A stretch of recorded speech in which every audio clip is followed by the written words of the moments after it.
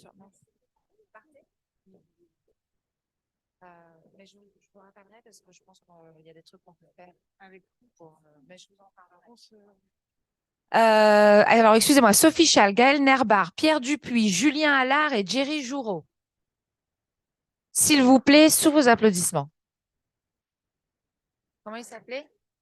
Jacques Martin?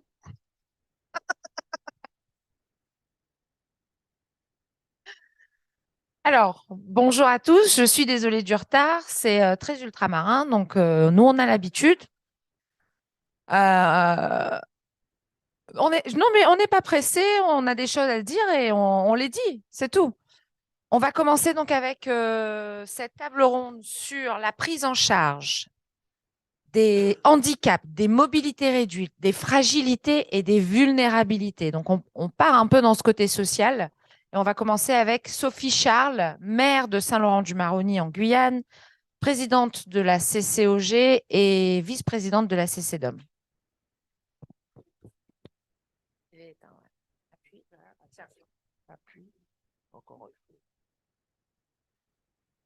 Et puis surtout, de profession directrice d'établissement médico-social. Alors, moi, j'ai envie de poser une question à la salle. Si je vous dis handicap en Outre-mer, ça vous parle de quoi?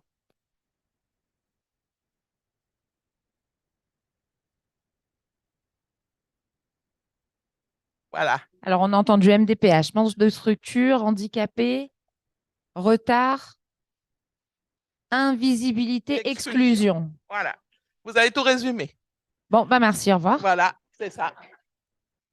Alors, je voulais faire cet exercice-là parce que, en fait, quand on parle de santé, on a des difficultés. Mais alors, quand on parle de handicap, on revient de la préhistoire.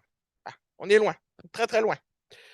En fait, même s'il y a un plan handicap qui a été mis en place, même s'il y a la conférence sur le handicap, même s'il y a des statistiques sur le handicap, nous avons dans le handicap plusieurs types de handicap et ces différents handicaps-là ne sont pas forcément pris en charge ni partiellement ni totalement, en tous les cas dans les Outre-mer. Et là, tous les Outre-mer sont concernés. On n'est pas que sur la Guyane ou la Martinique, etc.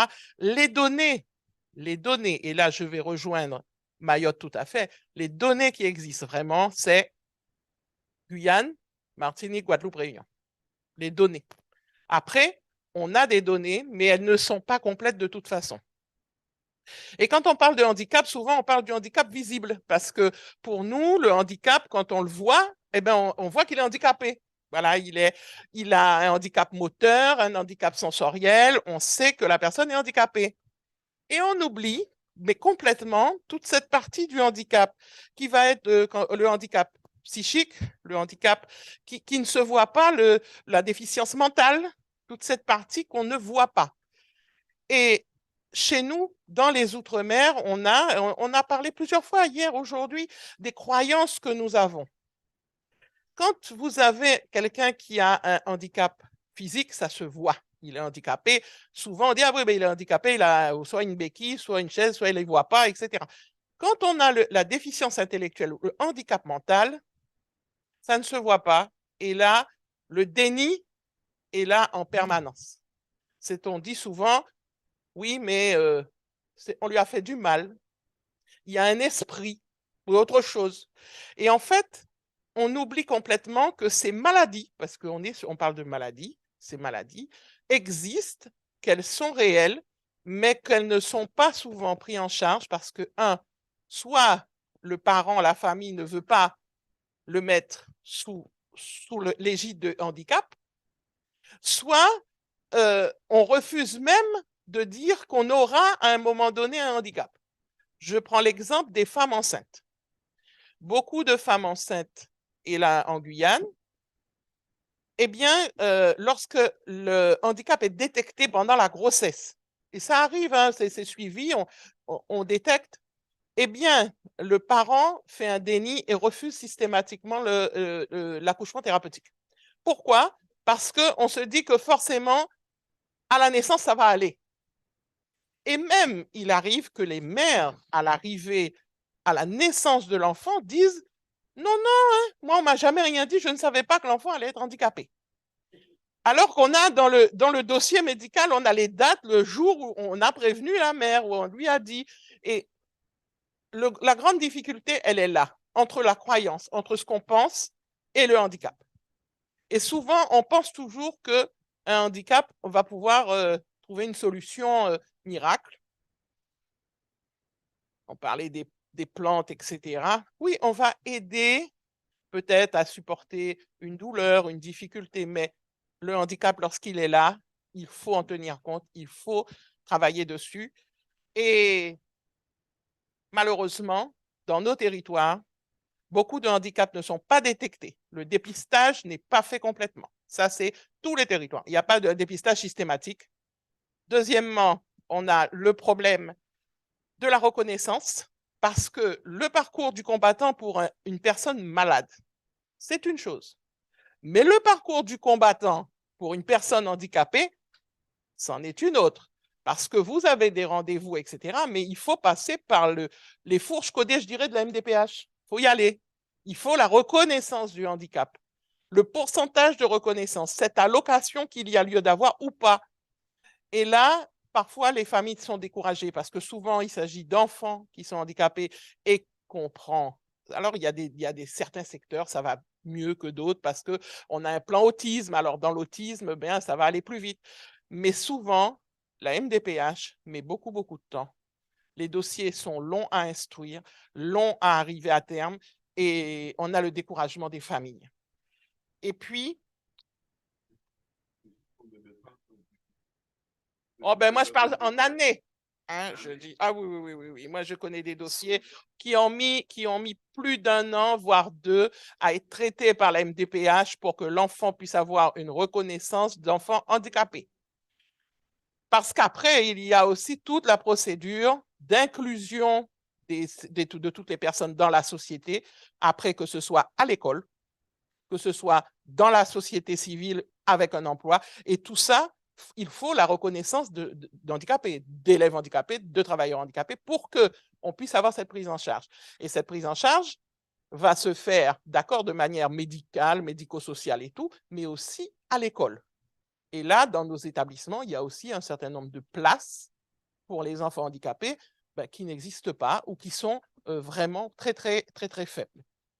Et pourtant, il y a une loi, et je vais donner la date et les axes, et on va voir qu'on est vraiment très loin. La loi handicap, qui date du 11 février 2005, il y avait, 2005, hein, on est en 2023, il y avait 5 axes. La compensation du handicap, la scolarité, l'emploi, l'accessibilité et la maison départementale des personnes handicapées. Ces axes-là existent. Certains ont mieux fonctionné que d'autres. Pour les collectivités, on a des aides pour l'accessibilité. On a un certain nombre de choses, un certain nombre de communes ont fait cela. Mais malgré tout, on est très, très loin du compte sur l'ensemble de ces 5 axes, pourtant, sur une loi qui est de 2005. Merci. Merci beaucoup, Sophie.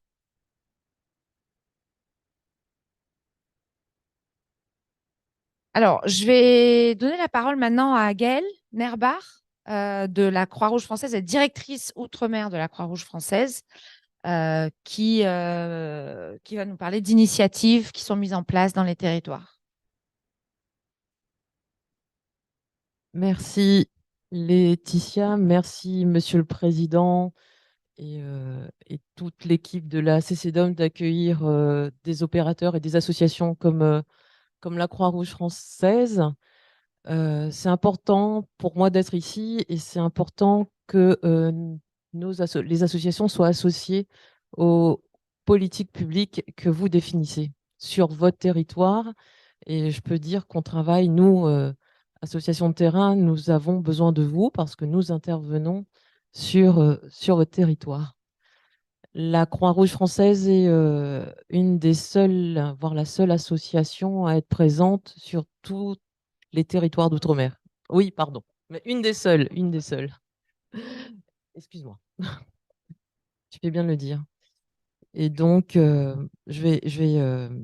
avant de mettre en mots ce que nous faisons, et je vais peut-être plutôt axer moi sur les vulnérabilités au-delà des personnes en situation de handicap à proprement parler.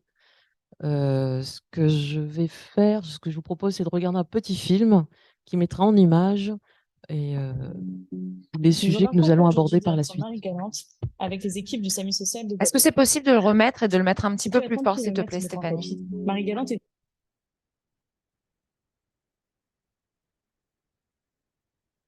Merci.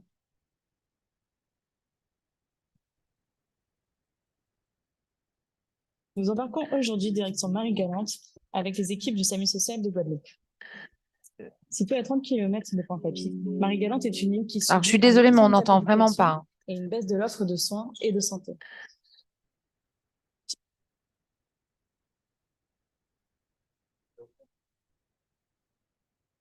Excusez-nous pour le petit contretemps technique.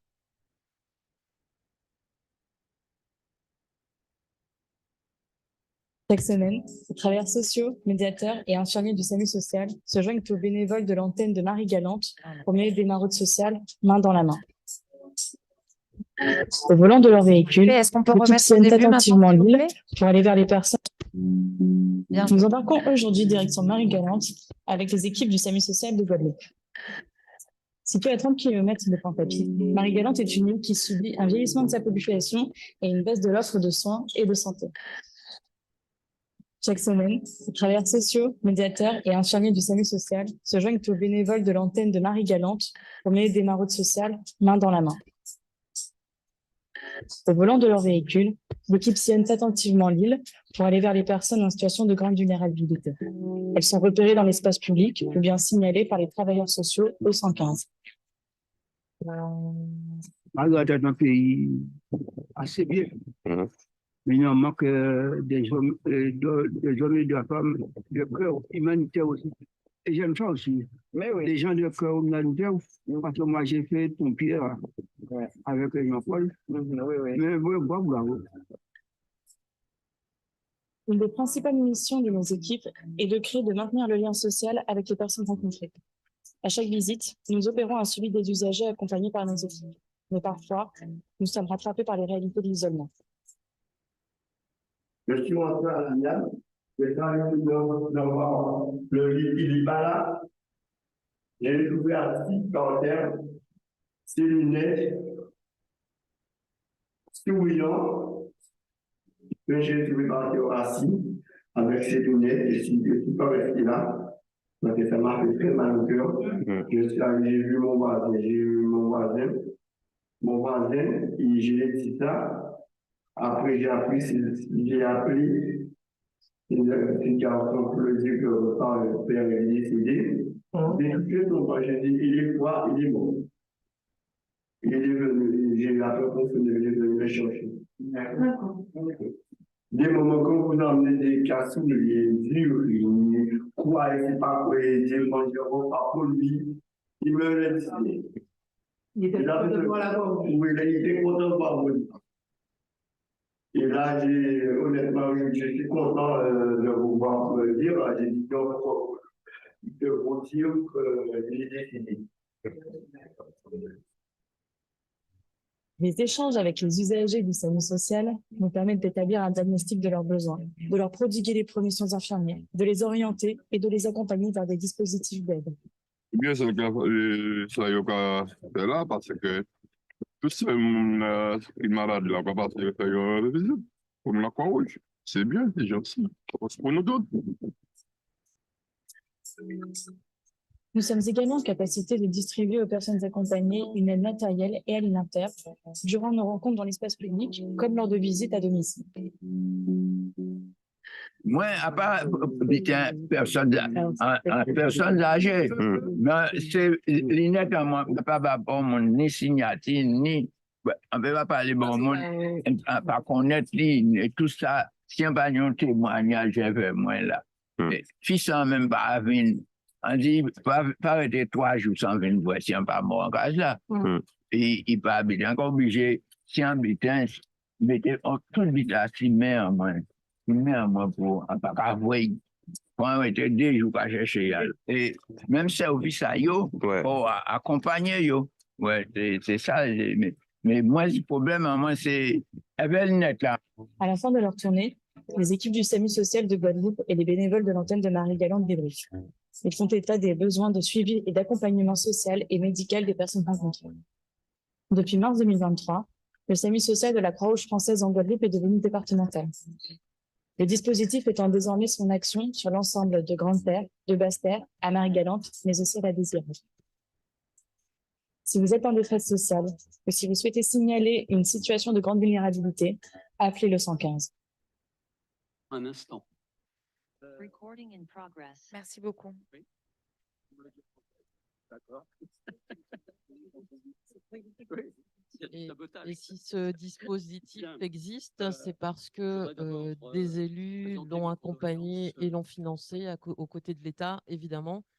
Donc, je remercie les élus qui représentent la Guadeloupe et les Cap Excellence qui contribuent à ce financement. Donc, ce que j'ai voulu vous montrer, c'est à quel point, justement, nos associations sont importantes et que ce type de dispositif d'aller vers sont importants parce que nous allons au plus près des populations, nous allons auprès de ces invisibles ou parfois peut-être trop visibles, qui ont aussi des besoins en santé. Et grâce à nos équipes multi-professionnelles avec tous les métiers, donc certes du social, mais ce sont des équipes qui sont, en l'occurrence là, le SAMU social de Guadeloupe est médicalisé. Et c'est important d'apporter au plus près de la population cet accompagnement. Donc, à la Croix-Rouge, on préfère le terme d'accompagnement que de prise en charge. Pourquoi? Parce qu'on ne fait pas pour les personnes que nous accompagnons, mais avec elles. Et l'objectif, c'est vraiment de les rendre acteurs de l'accompagnement, c'est-à-dire de sortir de là où elles sont et de les permettre à la fois de retrouver, d'entrer dans les dispositifs de droit commun. Mais vraiment, ce qui est important pour nous de vous dire, en tout cas pour moi de vous dire aujourd'hui, c'est que sur nos territoires, malheureusement, vous voyez cette situation-là, donc là, merci qu'on parlait de Marie-Galante, mais c'est vrai un petit peu partout, et que les personnes sont de plus en plus isolées, que en effet, il faut qu'on soit plus près d'elles. Et notre objectif, c'est qu'on les amène vers aussi l'autonomie parce qu'elles ne le sont pas aujourd'hui. Donc, par rapport à la thématique qui est abordée aujourd'hui, la Croix-Rouge donc accompagne des personnes dans toute leur vulnérabilité. Et pour nous, parler de santé est un peu réducteur parce que la personne, on la voit jamais pour une question on peut la voir pour une question de santé, mais peut-être qu'elle a un problème de logement. Peut-être, comme on a vu, donc ils sont très, très isolés. Donc là, il faut apporter une aide alimentaire, il faut apporter des vêtements, il faut apporter du soin. Donc nous, on commence évidemment par les soins de premier niveau avant de les orienter auprès du droit commun. Et cela est important à souligner. Donc en termes de vulnérabilité, si c'est le sujet, et au-delà des sujets de santé, donc comme je l'ai dit, ce sont des personnes très, très isolées, les solidarités familiales, même dans nos territoires. Je ne généralise pas parce qu'on a des situations comme en Polynésie où les choses sont différentes, mais en règle générale, et c'est un constat à La Réunion, d'où je viens, en Nouvelle-Calédonie, n'est-ce pas? D'où l'on vient, hein? Oui, oui. Et en Martinique, en Guadeloupe, à Saint-Martin, les solidarités s'amenuisent et il est important de créer ce lien. Nous sommes juste une association qui se bat et malheureusement encore plus qu'avant contre l'isolement et pour le lien. Vous voyez, on a On a vu là quelqu'un, on a rencontré quelqu'un qui était décédé. Ça faisait 3 ans qu'elle était décédée, cette personne chez elle. Oui, oui, oui, c'était en Guadeloupe. C'était peut-être pas ce cas-là, mais on en a un autre. 3 ans. 3 ans, nos équipes l'ont trouvé. Ce que je vous dis là est une réalité. Et c'est pour ça que participer à des réunions comme aujourd'hui est importante pour nous, parce que ces sujets-là ne sont pas forcément sus, et quelqu'un le disait auparavant, en effet, dans les contrats locaux de santé ou même dans toutes vos instances, n'oubliez pas qu'il y a des associations. Je parle au nom de toutes les associations, parce que évidemment, la Croix-Rouge n'est pas toute seule sur les territoires, mais et on travaille en partenariat avec les autres. Il est important que qu'on soit associé, parce qu'à côté des données de santé, des observatoires de santé, il y a aussi tout l'observatoire social que nous avons avec de la veille sociale que nous faisons sur le terrain, et qui donne un bel aperçu, un bon aperçu de la situation de nos territoires et de toutes les vulnérabilités. Et il est important que vous puissiez, vous qui participez en tant qu'élu sur l'accompagnement de terrain avec des associations comme nous, car encore une fois, aujourd'hui, une personne, et on voit que les dispositifs sont très sectorisés, hein. Là, je suis même, on n'est pas encore à l'hôpital, là, hein, on est vraiment au tout début, et que nos dispositifs, même chez nous à la Croix-Rouge, on a des bus santé, on a des services de soins à domicile pour les personnes âgées, on a des crèches, et on voit que la porte d'entrée, dès que quelqu'un entre dans nos dispositifs, est un moyen d'apporter des solutions globales et différenciées et au plus près de cette personne-là, depuis l'aide à la parentalité qu'on fait jusqu'à l'accompagnement des familles des personnes âgées. Il faut décloisonner nos politiques publiques. La double insolarité est aussi un facteur, hein, Marie-Galante, la désirade, mais il y en a d'autres aussi dans les territoires. La précarité alimentaire, parce qu'on parle de santé, mais bien manger, manger sainement, mais vous savez, j'étais très étonnée parce que j'ai fait des maraudes aussi avec les équipes, et dans les territoires, je vois que nous, on a des fruits et légumes traditionnels, hein, voilà. Mais les gens ne savent plus les utiliser, les cuisiner. Et pourtant, donc nous, on essaie de la rapporter. Ben oui, quand on donne pas forcément en Guyane, mais sur d'autres territoires, on leur distribue du frais, des légumes du territoire, avec la petite recette qui va bien pour qu'ils puissent voilà, retrouver ces saveurs. La santé mentale, vous l'avez souligné, nous on le voit de plus en plus, et le Covid a fait exploser tout ça, et évidemment ça concerne en majorité des femmes, les violences intrafamiliales à prendre en compte.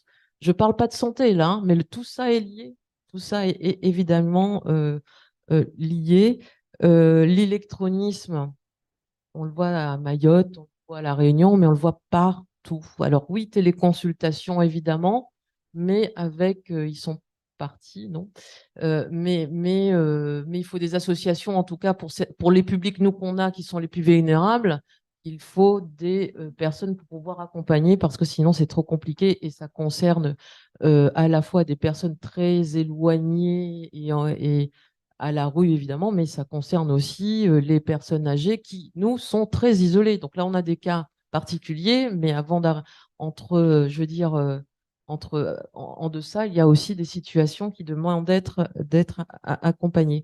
Et donc, nous, on a développé des conseillers numériques qui interviennent aussi auprès des populations pour les accompagner. Il y a une chose que vous connaissez très bien toutes et tous, et ça touche tous nos territoires, c'est l'impact des catastrophes naturelles sur les personnes les plus vulnérables aussi.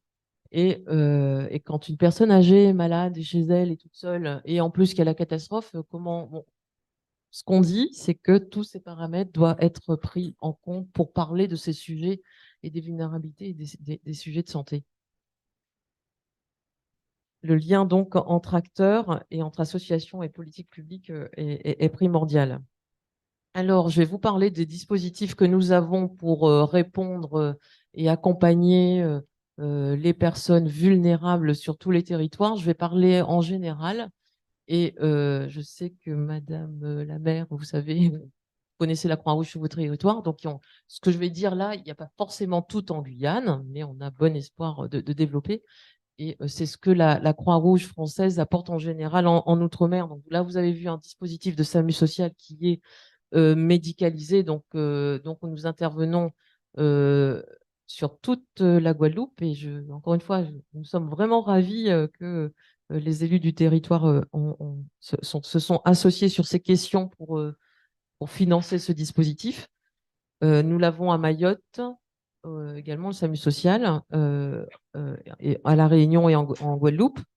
Nous avons des services de soins infirmiers à domicile et à Mayotte, c'est le seul service de soins à domicile que nous avons. Mais là, ici, il faut parler financement, il y a des difficultés parce que les particularités de nos territoires ne sont pas forcément reconnues. Je le dis là, mais je le dis aussi au niveau de l'État, au sens où souvent les appels à projets qui sont passés pour présenter dans les territoires pour mettre en place des dispositifs ne sont pas forcément adaptés. Donc, ils sont calqués. Et donc, on voit qu'à Mayotte, ben, ça passe pas beaucoup parce que, voilà, il y a la question de l'eau. Souvent, nos aides-soignants doivent aller chercher de l'eau avant de faire le soin à domicile, là, auprès des personnes âgées en situation de handicap. Donc, tout ça n'est pas forcément pris en compte, mais nous le rappelons. Nous le rappelons. Nous avons des dispositifs de lits halte soins santé ou de lits d'accueil médicalisés. Donc ça, ce sont des dispositifs, vous voyez, que des personnes qui ne peuvent pas aller à l'hôpital ou qui ont besoin de soins, mais qui sont entre l'hôpital et chez eux, mais qui ne peuvent pas être chez eux parce qu'ils seront trop isolés ou à la rue. Et donc, des dispositifs existent. Et donc, c'est des lits halte soins santé pour ça, donc, et des lits d'accueil médicalisés. Et nous les mettons en place également. Nous croyons vraiment en aller comment dire, par la mise en place de dispositifs d'aller vers. Ça a été également souligné, les personnes ne se déplacent plus, elles restent chez elles. Le Covid est passé par là, ça a aggravé ces situations. Et un exemple, parce qui va bientôt arriver en Martinique, qui est un bus douche, un prototype que nous allons, donc un bus douche d'hygiène, parce que l'hygiène est importante, ça fait partie aussi, voilà, la santé prise, nous on la prend dans un sens très, très large. Et la majorité de dispositifs que nous déployons aussi, donc il y a le dispositif certes de l'ARS en Martinique qui a été souligné, mais la Croix-Rouge aussi a son bus santé et nous n'avons pas besoin de médecins pour faire des dépistages parce que nous avons les infirmiers. Vous voyez, donc il y a encore tous des dépistages, en tout cas primaires, peuvent être faits, peuvent être réalisés par la Croix-Rouge. Et donc, nous avons également des dispositifs, malheureusement, nos territoires qui sont magnifiques. Je ne vais pas parler de la Réunion, qui est très beau. Les autres aussi, je vais m'y prêter à l'exercice, souffrent d'une montée des addictions vues dans leur ensemble, l'alcool, le crack, la chimique, etc. Et donc, nous accompagnons à la fois au sein du système scolaire. On fait des interventions dans les écoles, dans les grands publics et évidemment auprès de ces publics à la rue ou très isolés, dans l'accompagnement sur la réduction de la consommation ou même de la lutte contre les addictions par la sensibilisation. Pourquoi la réduction? C'est-à-dire que nous prenons les personnes là où elles sont au niveau de leur consommation et l'objectif, c'est qu'elles ne tombent pas encore plus bas, mais qu'on les accompagne à rester stables ou au moins ou à en sortir. Mais je crois que vous avez eu un bel aperçu avec les équipes hier. Les maladies hydriques liées à l'eau. Donc, on a aussi ça. Hein, l'eau est un sujet un peu partout. Je ne vais pas me focaliser sur la Guadeloupe, mais c'est le cas à Mayotte. Et nous, on se prépare à une crise. J'utilise le mot parce que nous sommes très inquiets comme vous et que ça va concerner les salariés de la Croix-Rouge, mais aussi les populations au niveau local. Et on a des dispositifs qui, on travaille sur l'eau, l'hygiène et l'assainissement pour éviter justement que les familles qui viennent on a des bornes à eau, par exemple, à Mayotte, puissent venir chercher l'eau dans de bonnes conditions. Et donc, avec une sensibilisation autour des maladies hydriques, on avait ce dispositif en Guyane, mais normalement, on a dû y mettre fin, malheureusement. Et je suis ravie aussi que la Croix-Rouge dispose de centres de santé. Donc, on a eu la transformation. Donc, on n'était que sur la prévention jusqu'à présent. Et la transformation juridique en centre de santé permettra de proposer de la médecine générale à des populations les plus fragiles. Et comme vous le savez, on a un dispositif donc à Saint-Laurent du Maroni. Voilà, je pourrais encore présenter tous les dispositifs, mais peut-être dire qu'en termes d'accompagnement de population, des personnes en situation de handicap, nous avons des crèches. Hein, on ne sait pas, la Croix-Rouge est vue souvent par rapport au prisme du secourisme, des secours, de l'urgence, etc. Mais tous ces dispositifs sont donc, dont je vous parle aujourd'hui, sont des dispositifs salariés dans lesquels les bénévoles interviennent. Et c'est pour ça que c'était Catherine Comte, la sénatrice Catherine Comte-Conne qui en parlait ce matin. Soyons fiers de nos territoires. Certes, avec de multiples vulnérabilités, mais certes, avec un délitement des liens familiaux, mais on a encore la solidarité. Et on le voit chez nos bénévoles et dans tous ces dispositifs, on va dire le petit plus que la Croix-Rouge apporte, et on l'a vu dans le film, c'est l'apport la connaissance du terrain très fine, parce que les bénévoles, c'est dans le quartier. Hein. Là, les bénévoles que vous avez vus sur la vidéo, c'était des bénévoles de Marie-Galante. Et donc,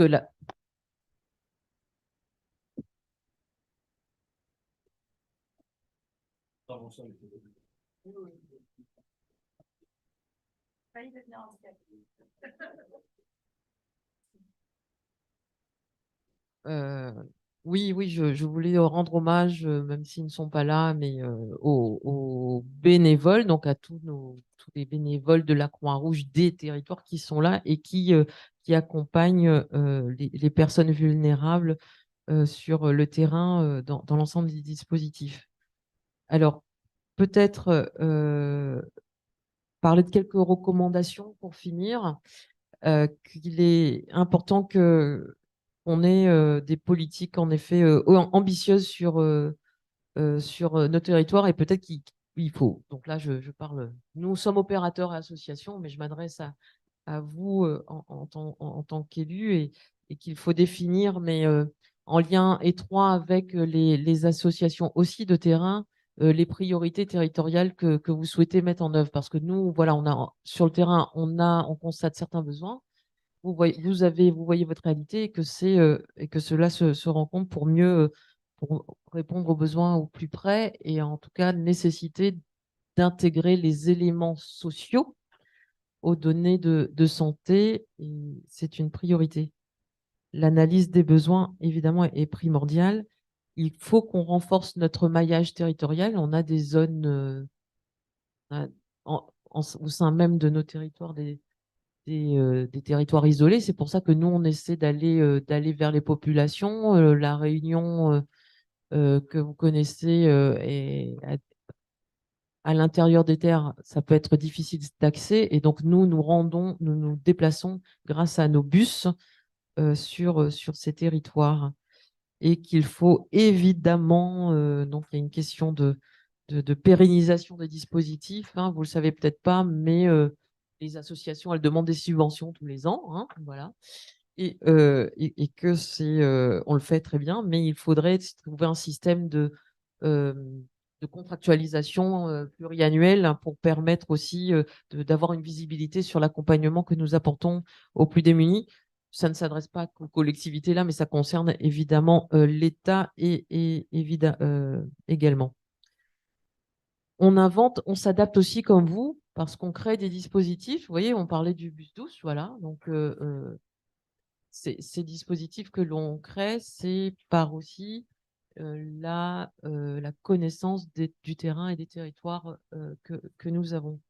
Mais j'aimerais pour finir dire que on parlait d'accès aux soins, d'accès aux dispositifs de soins, d'accès à la télémédecine, mais bien avant ça, bien avant, il y a la prévention que les associations comme les nôtres réalisons, hein, il y a aussi tout un chacun là où vous êtes.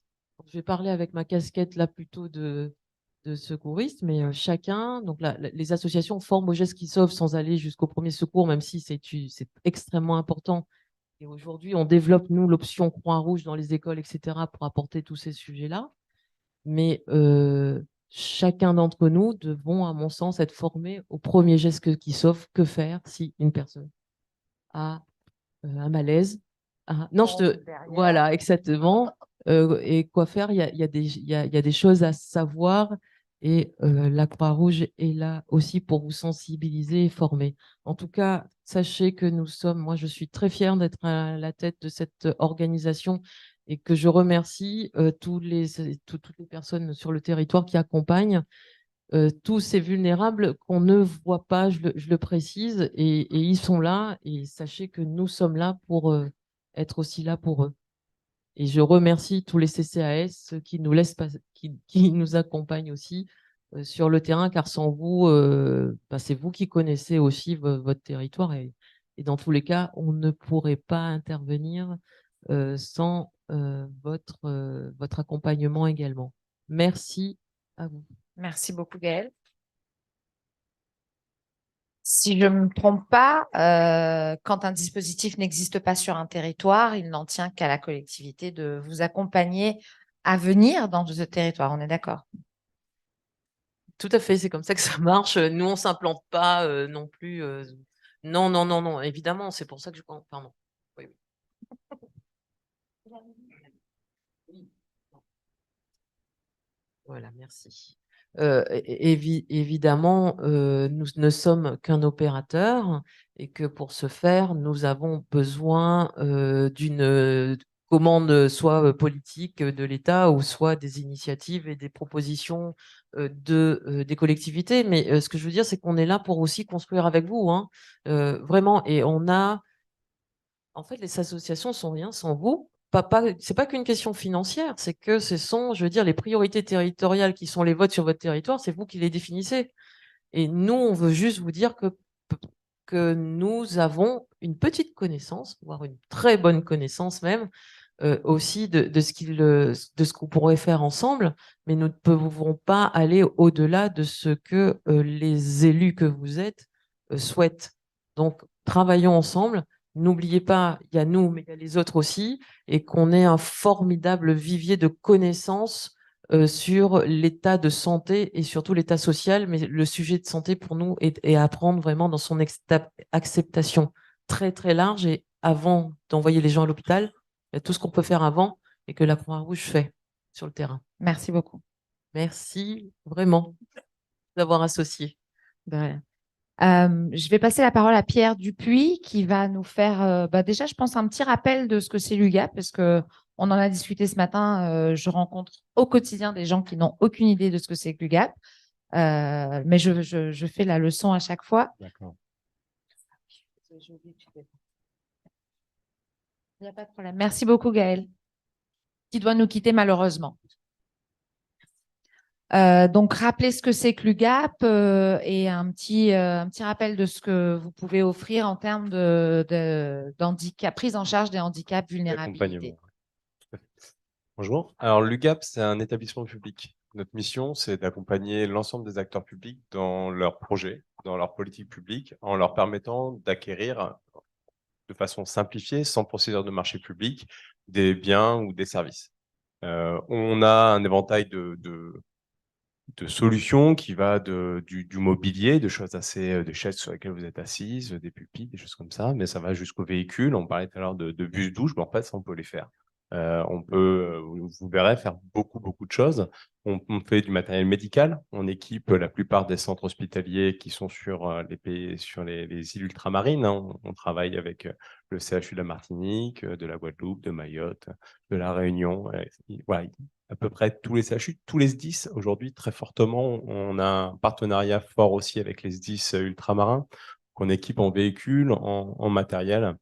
d'intervention et secours. Et après, on travaille avec les collectivités, on fait des bus pour les régies de transport sur ultramarine, on fait du mobilier scolaire, on fait de l'hébergement, de la restauration, de l'informatique, beaucoup d'informatique, de solutions logicielles, mais aussi de prestations de services informatiques. Et on fait des prestations intellectuelles. Donc, on peut aussi vous aider à définir vos politiques publiques, à les prioriser, à les mener, à organiser vos services pour porter ces politiques publiques. Donc, on a eu conseiller en organisation. Voilà. Je ne vais pas faire tout le panel. Je vais vous montrer aussi après comment être autonome sur l'identification de notre capacité à vous accompagner. Donc aujourd'hui, l'UGAP, c'est à peu près 5 milliards d'euros d'activité exclusivement avec le secteur public. Nous ne travaillons qu'avec les collectivités publiques, les services de l'État, tout ce qui est le secteur social et hospitalier, et un petit peu de parapublic, mais à partir du moment où ils dépensent l'argent public. Donc par exemple, la Croix-Rouge, qui dépense de l'argent et des financements publics, peut passer par nous, comme toutes les associations qui sont dans cette situation-là. Donc, dans ce rôle d'intermédiation, on s'appuie donc sur les besoins qui sont identifiés par les acteurs publics pour définir en fait des solutions et des offres. Et là, par exemple, sur le cas de l'accessibilité, en 2015, Matignon décide d'un plan interministériel sur l'accès au travail des travailleurs handicapés dans les services de l'État et met en place avec la direction des achats de l'État un dispositif de solutions pour les travailleurs et pour les administrations. Et en 2019, cette direction de l'État nous demande de porter ce marché, cette offre spécifique pour le déployer auprès de l'ensemble des acheteurs publics, donc au-delà des services de l'État. Donc aujourd'hui, on a développé ces offres pour l'accessibilité des travailleurs en situation de handicap dans l'administration, et ça vient en complément de toutes les solutions qu'on a pour l'accueil des publics. Donc des publics pour l'accès aux mairies, l'accès aux administrations locales, aux administrations de l'État, l'accès aux écoles, l'accès aux établissements sportifs, scolaires, au CCAS, à l'ensemble des établissements que vous gérez sur vos territoires. Et donc, pour ce faire, je vais vous montrer, on a mis en place une boutique handicap. Donc, on a regroupé l'ensemble des solutions qu'on avait à disposition des acheteurs publics sur un site Internet qui vous permet, en fait, en toute autonomie, d'identifier en fonction des troubles sur lesquels vous souhaitez agir. On verra après la solution que présentera Julien Allard à CO Tadeo, qui est aujourd'hui référencé à l'UGAP, donc est accessible juste avec un devis. Vous nous sollicitez, vous expliquera comment ça marche et comment faire, et vous pouvez déployer assez rapidement cette solution-là. Mais vous pouvez aussi trouver des solutions sur tout ce qui est troubles moteurs. Alors, je vais faire un petit partage d'écran. Laissez-moi juste quelques secondes. S'il y a une question dans la salle, je la prends. Pas encore. Pas encore? Hop là, ça arrive. OK. Je vais me mettre là, ça sera peut-être un peu plus simple de vous montrer. Donc, vous avez comme ça un site qui est accessible assez facilement. Vous allez retrouver pas tout, mais une grande partie de nos solutions. Et sur ce petit site-là, hop là, je vais le faire comme ça, vous avez une boutique handicap qui est là. Dans cette boutique handicap, vous allez retrouver donc les solutions classées en fonction des troubles visuels, auditifs et moteurs. Donc, c'est dans le dispositif Hélène Keller. Vous allez retrouver donc C'est le site de l'UGAP, Pierre? C'est le site de l'UGAP, oui. Donc, qui est accessible en public. Je ne suis même pas logué, c'est-à-dire que n'importe qui a accès à ces informations-là. Les prix, après, sont spécifiques à chaque client. Vous avez des tarifs et des réductions qui peuvent s'appliquer sur le site. Et vous allez retrouver ici donc, des solutions. Alors, si on va sur troubles moteurs, on va retrouver des solutions sur de l'accessibilité en monte-escalier, en rampe, des solutions pour tout ce qui est restauration, l'accueil de personnes, tout ce qui est le logement sur les internats au niveau scolaire. Vous allez retrouver des solutions de véhicules adaptés pour tout ce qui est transport de PMR. On va pouvoir aussi aller plus loin. Quand je parlais tout à l'heure des bus-douches, aujourd'hui, on est en train de réfléchir sur la mise en place de salles de change dans des véhicules pour des collectivités urbaines. Donc, c'est prendre nos marchés de véhicules. On a des marchés avec des véhicules qui sont non équipés. Derrière, on a des prestataires qui sont en capacité de les équiper. On va construire comme ça, à la demande, avec votre définition de besoin, une solution qui est propre à la politique publique que vous menez. Donc, on peut aller assez loin. Je vous donne l'exemple de ce qu'on a pu faire, par exemple, pour le département de la Somme. Ils avaient une problématique de suivi PMI, donc on s'éloigne un peu du handicap, mais on reste dans le secteur de la santé. Et ils souhaitaient pouvoir aller faire l'accompagnement PMI sur tout le territoire. Et ils avaient tout un ensemble de bâtiments qui servaient une demi-journée par semaine. Et finalement, les gens avaient encore besoin de se déplacer pour aller à la petite ville du canton et c'était pas en proximité de l'accompagnement. Ils sont venus nous voir pour qu'on fasse un camion PMI pour eux, avec une salle de consultation gynécologique. Donc, on a pris nos marchés médicaux et on a fait une salle de consultation gynécologique comme on aurait fait en fait dans un hôpital. Et puis après, il y avait une salle de consultation pédiatrique. Donc là, on a pris toute notre offre sur tout ce qui est la petite enfance et l'accompagnement crèche. On a fait une salle pédiatrique. Et dans ce camion-là, il y a 2 salles. La maman vient avec l'enfant. L'enfant est pris par un professionnel dans la salle pédiatrique et elle va en consultation gynécologique pendant ce temps-là. Et donc, ce camion, maintenant, il se déplace dans la Somme et on l'a fait. Au début, on n'imaginait pas qu'on était capable de faire ce type de véhicule. C'est juste qu'à un moment, on est venu nous voir avec un problème. On a dit, bah voilà, j'ai vu, vous faites des camions, vous avez ça, est-ce qu'on pourrait faire quelque chose ensemble? Et en fait, on a pu le faire. Donc, on a aussi tout cet accompagnement sur mesure pour essayer de s'adapter à vos politiques publiques. Quand les services d'incendie et secours viennent nous voir, leur véhicule, c'est toujours du sur-demande. Hein, on fait la définition avec eux, on définit le camion avec eux, on fait le camion dont ils ont besoin au moment où ils viennent nous voir. Donc voilà, je continue. On a des sanitaires.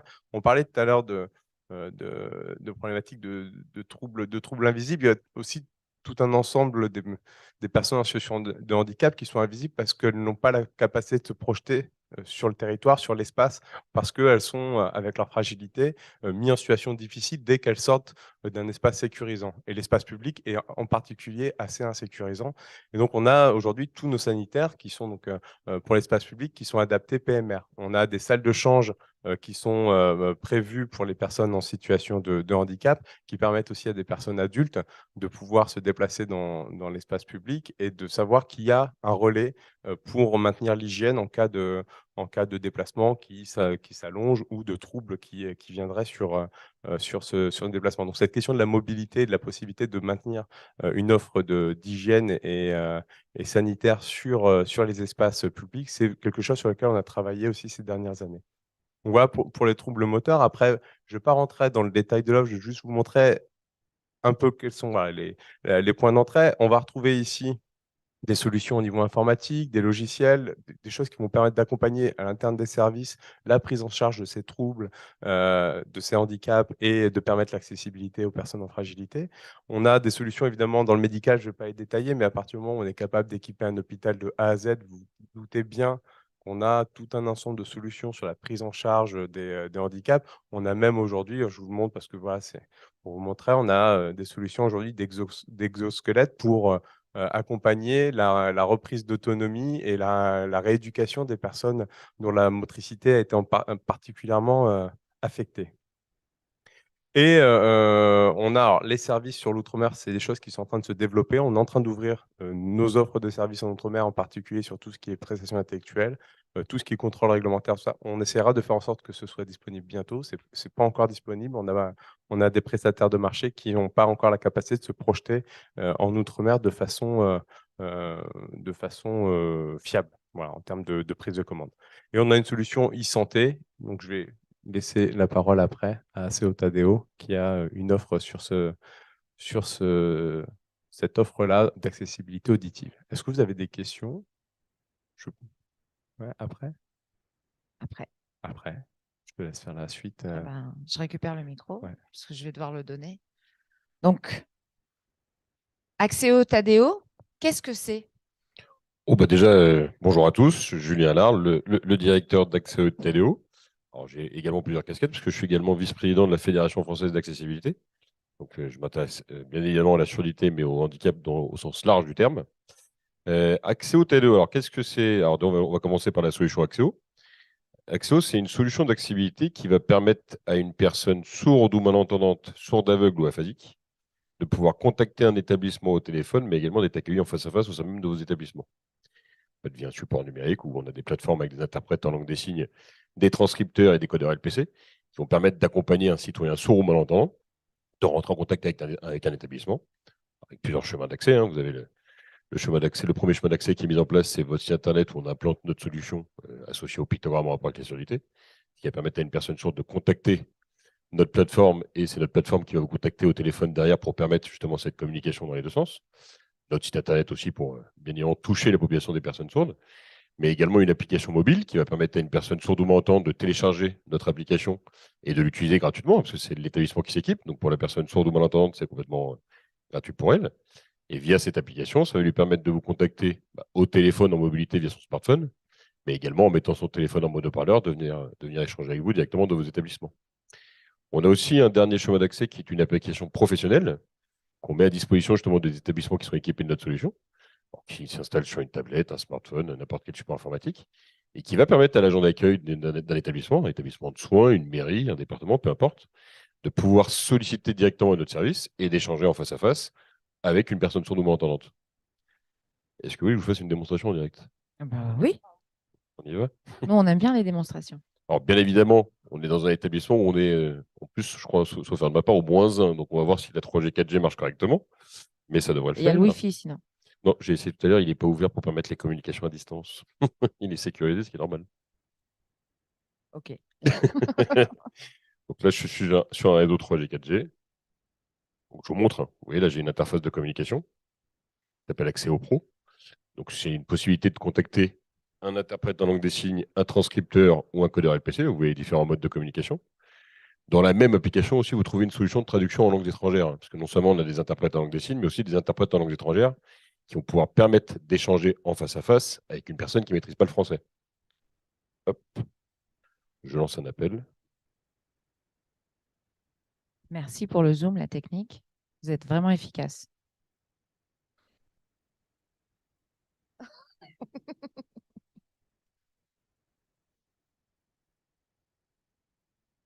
Ça marche pas? Si, c'est en cours, ça va se connecter, mais bon, bien évidemment, c'est dû au réseau. Donc, on croise les doigts pour que le 3G, 4G marche correctement en souterrain, ce qui n'est pas forcément dit. Mais de toute façon, après, si jamais ça ne se connecte pas, je vous expliquerai le principe. C'est très simple à expliquer.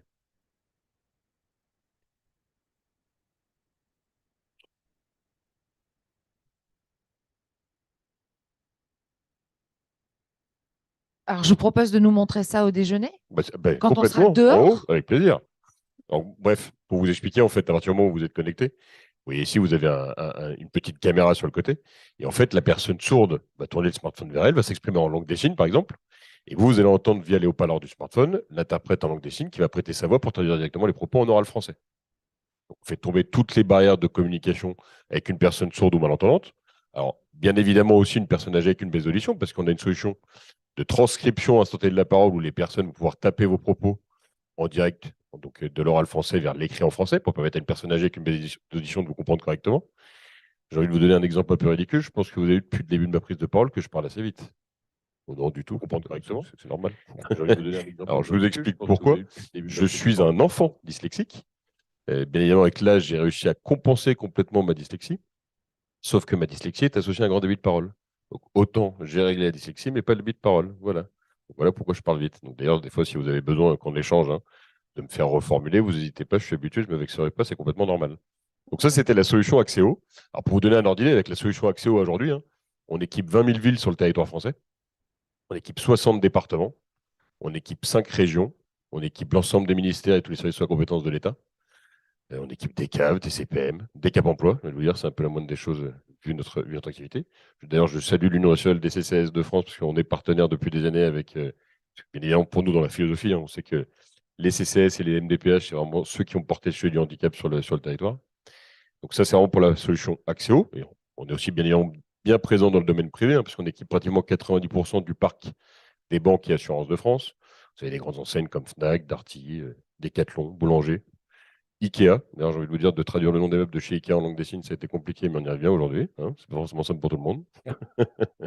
Donc ça, c'est la solution Accéo. Et après, vous avez aussi la solution Tadeo. Tadeo, en fait, c'est exactement le même principe que la solution Accéo, sauf que là, on va accompagner un agent sourd ou malentendant au sein de vos équipes.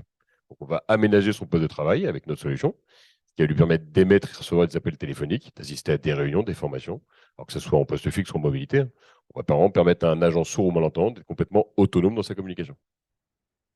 On a aussi d'autres solutions qui sont en cours de référencement à l'UGAP, parce qu'avec nos métiers, on peut être la transcription instantanée de la parole, c'est un métier qu'on a créé nous, on a notre propre école de formation. Ce n'est pas une solution automatique, parce que pour une personne sourde, vous lui mettez une solution automatique du traitement de la voix pour comprendre, elle ne va rien comprendre. Et j'ai même envie de dire, je vous mets au défi de mettre une solution automatique qui va me suivre moi, par exemple. Voilà, la personne sourde va strictement rien comprendre. Et aussi, ce qu'il faut savoir, c'est que dans les solutions automatiques qui existent aujourd'hui, vous n'avez pas de gestion de la ponctuation. Et une personne sourde qui va lire vos propos sur un écran, Si vous changez une virgule de place dans une phrase, vous changez complètement le sens. Mais ce qu'on ne se rend pas compte surtout, c'est que quand une solution pour une personne sourde ou malentendante qui sait parler et qui va lire vos propos, il est très important que l'écrit et la qualité de l'écrit soient très importantes, mais aussi le débit. Pourquoi? Je vous donne un exemple. Quand vous échangez au téléphone avec une personne sourde qui sait parler, hein, et ça arrive dans 90% des cas, on a souvent tendance à utiliser le terme sourd et muet, c'est complètement faux. Hein. Soit une personne sourde a appris à parler, soit elle n'a pas parlé. Il n'y a pas de problème de muettisme chez la personne sourde. On ne va pas lui rajouter un autre handicap, hein, déjà, pour commencer. Et en fait, on se rend compte que quand vous communiquez au téléphone avec une personne sourde qui sait parler, si l'écrit n'est pas efficace, on va mettre la personne sourde en situation un peu délicate parce que quand elle va intervenir dans la conversation, elle va intervenir en décalé par rapport au sujet de l'entendant. Donc finalement, au sujet de l'entendant, quand la personne sourde communique, on a souvent tendance à dire, excusez-moi les termes, mais c'est le cas, j'ai quelqu'un d'idiot avec moi au téléphone, il ne sait pas communiquer. Mais le problème, ce n'est pas la personne, c'est ce qu'elle utilise qui n'est pas correct. Donc il faut savoir que le métier qu'on a créé, la transcription instantanée de la parole, pour donner un ordre d'idée, la vitesse moyenne de la parole est à 200 mots minutes. Bon, la mienne est à 240, hein, chacun son problème. Et en fait, un transcripteur, il est capable de monter jusqu'à 270 mots minutes, qui va lui permettre, dans un échange, de pouvoir dépasser le flux de la parole tout en corrigeant ses fautes de grammaire, sans qu'il y ait plus d'une seconde d'écart entre les propos émis à l'oral et les propos à l'écrit. Donc, ce qui va permettre à une personne sourde oralisée d'être complètement autonome dans sa communication et de faire tomber toutes les barrières liées à la communication. Donc ça, c'était la solution Taléo, mais avec ce métier-là, on a aussi un peu démocratisé nos métiers. Donc là, au moment où je vous parle, on a créé une solution qui s'appelle, deux solutions. Hein. Une première qui s'appelle accès aux soins, pour tous les établissements de soins, donc pour permettre à un patient sourd ou malentendant ou non francophone avec une seule et même solution pour accéder au parcours de soins dans l'établissement. Et même aussi, à partir du moment où il est hospitalisé, on va pouvoir aussi mettre la solution en place dans sa chambre pour lui permettre de continuer à communiquer avec tous les agents de l'établissement de soins. Et on a aussi créé une autre solution au moment où je vous parle qui s'appelle accès aux seniors. En fait, j'ai été contacté il y a maintenant 2 ans par un directeur d'EHPAD dans le sud de la France qui m'a dit, est-ce que vous pouvez nous aider avec vos modules de transcription pour permettre aux personnes âgées qui sont dans nos établissements de pouvoir continuer à garder le contact avec la famille. Et en fait, il faut savoir qu'une personne âgée avec une baisse d'audition, hein, parce que j'ai envie de vous dire, on parle de handicap tout à l'heure, on est tous concernés à un moment ou à un autre dans notre vie. Hein. J'ai envie de vous dire, on parle d'un exemple à la presbytie, on est tous atteints à partir de 40 ans déjà d'une diminution de la vue, moi le premier, et on est tous aussi atteints de presbyacousie. Donc avec l'âge, vous avez une baisse d'audition, et bien évidemment, une communication à distance devient compliquée. Donc, on a créé l'offre accès aux seniors et en fait, sur une tablette, on va mettre en place une solution qui va permettre à une personne âgée de pouvoir émettre et recevoir des appels téléphoniques, mais avec plusieurs modes de communication. C'est-à-dire que déjà, on va permettre à la personne âgée de voir son interlocuteur via un module de visio. Elle va continuer à entendre la voix, parce que là, on est sur une personne âgée avec une baisse d'audition. Donc, d'entendre le ton sur lequel vous échangez avec elle, c'est très important pour elle. Et ça lui permet aussi de reconnaître son interlocuteur. Mais tout ça assisté de la transcription de la parole qui va permettre à la personne âgée de comprendre les propos en lisant vos propos sur son écran. Donc, on associe l'écrit, la voix et le visuel. Donc, là, où je vous parle, c'est une solution qui a été créée depuis le début de l'année, qui a été testée par 6 personnes maintenant sur le territoire. Ça fait 1 an que les solutions sont mises en place dans les EHPAD. Et c'est une solution qui est en train de rencontrer un grand succès. Donc, c'était vraiment de l'idée aussi de continuer à créer des solutions, avec toujours ce volet social pour nous qui est très important. Parce que j'ai envie de vous dire de faire du business, c'est bien, mais de faire du business social, c'est quand même beaucoup plus intéressant humainement parlant. Et donc, accès aux seniors, là, est en train de voir le jour. Et donc, on va permettre vraiment aux personnes âgées dans les EHPAD de continuer à garder le contact avec la famille pour faire des appels, ce qu'on appelle des appels interpersonnels. Voilà. Je ne sais pas si vous Merci avez beaucoup. questions. Moi, j'ai une question. Oui. Quid de nos langues spécifiques aux Outre-mer? Oui. Eh bien, on a tout ça. On a tout ça. Donc, sur chaque territoire, vous êtes en mesure d'avoir des transcripteurs qui vont pouvoir comprendre. Alors, transcription facilement. Langue des signes, je pense que tout le monde connaît un petit peu le problème de la langue des signes aujourd'hui. C'est que déjà, donc, vous avez une langue des signes par pays, vous avez des accents en langue des signes. Il y en a surtout un problème de pénurie d'interprètes en langue des signes. Donc aujourd'hui, pour régler ce problème de pénurie d'interprètes, ça fait quand même 15 ans qu'on fait ce métier-là.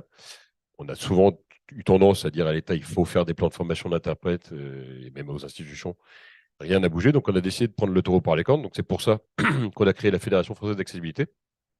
Et au moment où je vous parle, on est en train de créer un plan métier de formation d'interprète en langue des signes qui va commencer à voir le jour avec la première école qui va ouvrir début 2024. Et en fait, aujourd'hui en France, vous avez 400 interprètes en langue des signes française diplômés. D'accord ? Avec le plan métier que l'on met en place, d'ici 3-4 ans, on aura entre 2000 et 2500 interprètes en langue des signes française diplômés. Donc on va déjà régler un gros problème de pénurie. D'où vient cette pénurie? C'est très simple. Hein. Aujourd'hui, vous avez un master de formation en langue des signes française, mais il n'y a pas de licence. Donc qu'est-ce qui se passe entre le bac et le master? Vous perdez tous les jeunes. Donc là, on est en train de créer une licence de formation d'interprète en langue des signes. Et déjà, au bout de ces 3 ans, les gens, enfin, les interprètes vont déjà être, je dirais, assez capés pour faire leur métier, hein, parce que aujourd'hui, un master de formation d'interprète en langue des signes, c'est 900 heures de formation. Hein. Enfin, la licence que l'on met en place, il y a déjà 4000 heures de formation. Et on garde le master aujourd'hui, mais on va le transformer. C'est-à-dire que le master aujourd'hui qui existe pour la langue des signes, on va faire des formations en fonction du métier qu'il va y avoir adressé. Il va y avoir le master de formation pour la langue des signes dans le monde juridique, la santé, le scolaire, enfin, vraiment pour complètement spécialiser le métier. Et pour vous donner aussi un ordre à côté, on va aussi bousculer la partie réglementaire, parce que si je vous dis qu'il y a aujourd'hui qu'une personne sourde qui a besoin de commander une pizza, l'interprète doit être diplômé. Par contre, une personne sourde qui doit se faire défendre devant un juge, l'interprète ne doit pas être diplômé. Il y a quand même des sacrés problèmes. Hein. La pizza, c'est super important quand même. Hein. Ah, oui.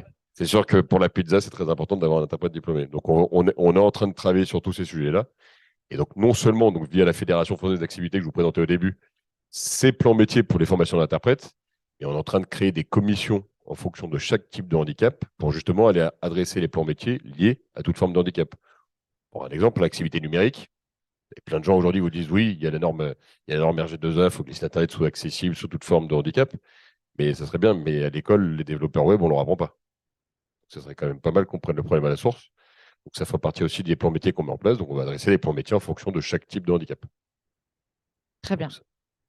Merci beaucoup. Merci à vous. Avec son intervention rapide, on a récupéré nos 30 minutes de retard. Ah, c'est l'avantage du début de parole.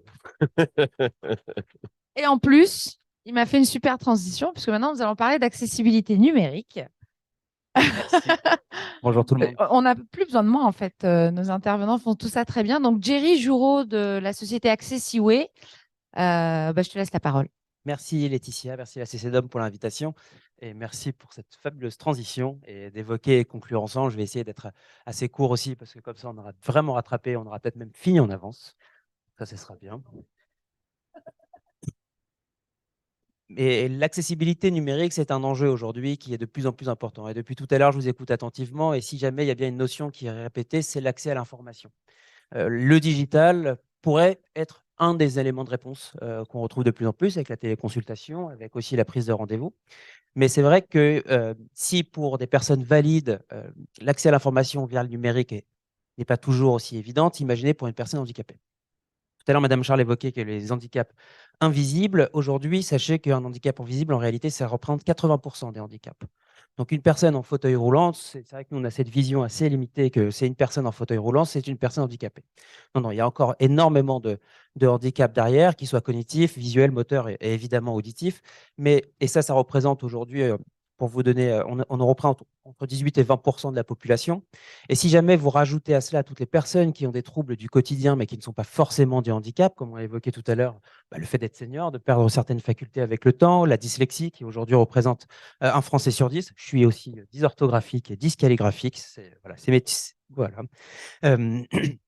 Et on va retrouver aussi tout ce qui est déficience visuelle, des personnes qui vont avoir des troubles de l'épilepsie, des personnes qui vont avoir une DLMA humide, plein de choses comme ça qui font que notre quotidien est différent. Par rapport à ça, le digital aujourd'hui, on s'est rendu compte qu'il y avait énormément de barrières parce que souvent le site web, alors l'accessibilité numérique, pardon, c'est le fait de pouvoir rendre accessibles tous les points de contact digitaux aux personnes handicapées. Alors ça, c'est la définition officielle, mais en réalité, ça va même au-delà du personne handicapé pour les raisons que je viens de vous évoquer concernant les différentes typologies et conditions qu'on pourrait retrouver. Donc, par rapport à ça, qu'est-ce que ça veut dire concrètement et comment ça se témoigne au quotidien, etc. Évidemment, dans les outils qu'on va utiliser au quotidien, on va avoir les sites web, on va avoir les applications mobiles qui sont de plus en plus… le téléphone maintenant est omniprésent et vraiment une extension de nous-mêmes. Donc, c'est comment aussi adapter tous ces outils-là et comment faciliter l'usage pour une personne aveugle, par exemple, handicapée. Donc, par exemple, on a évoqué tout à l'heure une personne pour commander une pizza, mais imaginez comment fait une personne aveugle pour commander sur Internet une chemise ou alors une personne aveugle pour prendre rendez-vous ou consulter ou prendre information sur les soins à disposition d'un hôpital, d'une clinique ou prendre rendez-vous aussi typiquement sur un site de prise de rendez-vous en ligne médical. Donc, par rapport à ça, ça va être tout ce travail qu'on va faire au niveau de l'accessibilité numérique. C'est tout simplement d'imaginer un prisme un petit peu différent pour faciliter cet accès à l'information et surtout adapter tous nos supports digitaux pour les différentes pathologies et les différents besoins. par rapport à ça, donc, on a évoqué que depuis 2015, l'Union européenne a mis en place ce qu'on appelle l'European Accessibility Act et a demandé à tous les pays membres de prendre en compte l'accessibilité numérique. Donc nous, en France, ça s'appelle le RGAA et c'est pris en charge par la DINUM et c'est rattaché aussi à la loi de 2005. C'est vrai, c'est ce qui est plutôt assez encourageant, donc c'est bien, ça a mis un certain cadre, mais c'est vrai que ce n'est pas du tout en fait une finalité, ce n'est pas surtout le moyen qui va faire que ça va résoudre tous les problèmes. Et ça, on l'a constaté aussi sur le terrain, parce que le RG2A, pour faire très simple, c'est une méthodologie pour encadrer, mesurer un taux d'accessibilité d'un outil numérique. Est-ce que, comme je vous l'ai dit tout à l'heure, est-ce que des formulaires, lorsque je vais m'inscrire à une newsletter, est-ce que je dois m'inscrire à une conférence, etc., si jamais je suis aveugle? Est-ce que d'ailleurs, vous savez comment navigue une personne aveugle aujourd'hui sur Internet?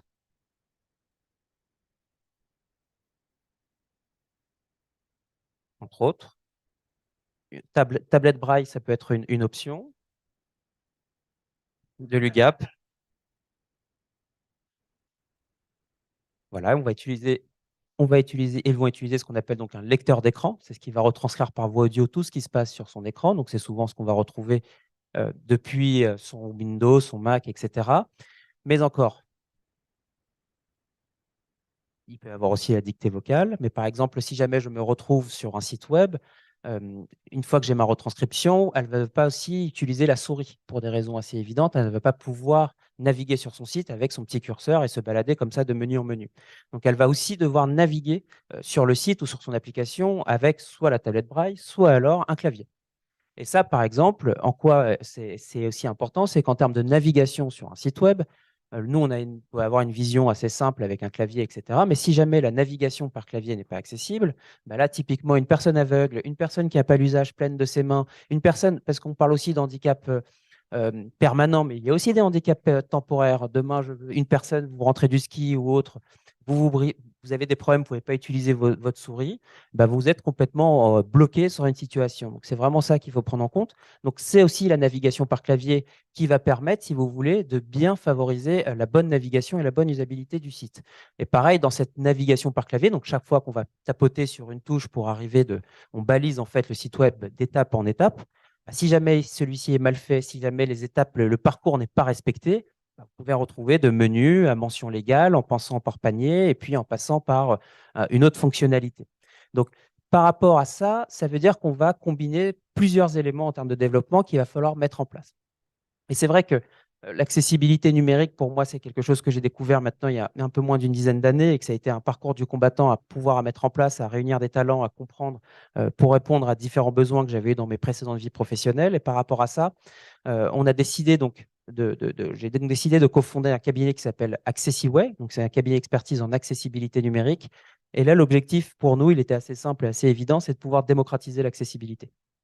Alors, assez complémentaire avec ce que fait Accessio TDO, c'est que nous, on ne couvre pas, parce que ça demande des spécificités très, très typiques, le fait de le traitement du LSF, du langage des signes, sourds et malentendants. Mais en tout cas, nous, on s'est focalisé principalement sur ce qu'on sait faire aussi, sur tout ce qu'on sait faire, à savoir les troubles cognitifs, visuels et moteurs, pour pouvoir accompagner les entreprises privées et publiques dans cette transformation digitale. Alors, pour certaines, les grands groupes, elles sont obligatoires par rapport au RG2A, mais aussi pour les entités publiques. Donc, par exemple, on est très fiers d'accompagner la CCDOV aussi dans cette partie-là, et merci pour leur confiance.